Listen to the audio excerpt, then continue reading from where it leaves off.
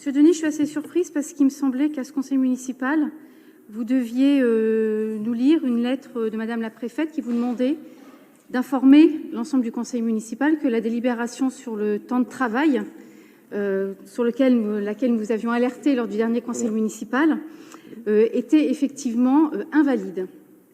Donc je suis très surprise que la délibération n'est pas terminée. On va la voter, puis je vais faire la lecture. Vous passiez au vote, monsieur Denis. Mais non, mais je l'ai là, regardez. Ah, ouais. Très bien, alors je vous écoute et je reprendrai la parole après. Merci. Lettre d'observation de la préfecture le 23/12/2021 indiquant que l'octroi de jours de congé d'ancienneté est irrégulier lorsque le seuil des 1607 heures n'est pas atteint en l'absence de suggestion particulière, pas d'avantage acquis en termes de temps de travail. Les deux fondements, donc c'est un recours gracieux qui nous a été envoyé par la préfète, effectivement. Donc les deux fondements juridiques sur lesquels s'appuie la préfecture sont l'article 47 de la loi du 6 août 2019 qui abroge les régimes légaux. En l'absence de suggestion particulière, la durée annuelle du temps de travail ne peut faire l'objet de négociations visant à diminuer la durée annuelle du temps de travail. Des jours d'ancienneté peuvent être accordés à la condition que le temps de travail hebdomadaire soit augmenté afin de respecter le seuil des 1607 heures. Principe à valeur constitutionnelle d'égalité de traitement entre les agents qui doit être respecté. Les congés d'ancienneté conduisent donc à une rupture d'égalité de traitement entre les agents. À ce à quoi j'ajoute que, puisque c'est important de l'expliquer, donc suite à votre lettre de dénonciation, la préfète s'est renseignée sur ce qu'il se passait, puisque nous nous étions alignés sur ce qu'il se passait à la métropole.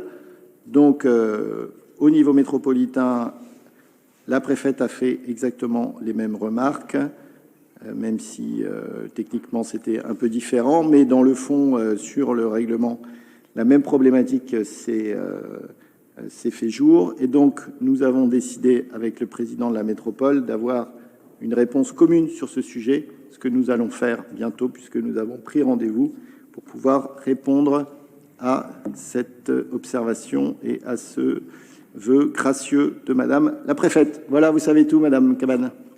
On vous écoute, Madame Cabane. Oui, merci beaucoup. Vous avez parlé de lettre de dénonciation. Non, Monsieur Denis, c'est pas ça.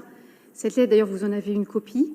Nous vous disions que la délibération que vous présentiez n'est pas conforme à la loi. Vous nous avez soutenu le contraire. Nous avons écrit à Madame la préfète pour lui demander sa position. Ce n'était pas une lettre de dénonciation, comme vous le dites. Il se trouve que nous avions raison sur le fait que cette délibération que vous aviez passée était une délibération qui n'était pas conforme à la loi.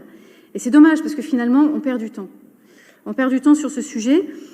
Je maintiens qu'il y avait la possibilité d'augmenter les salaires en compensation des jours d'ancienneté perdus parce qu'il y avait la négociation du RIFSEPT en même temps, donc c'était tout à fait possible de lier les deux. Bon, bah là, maintenant, l'occasion est passée, c'est dommage parce que c'était quand même une belle occasion.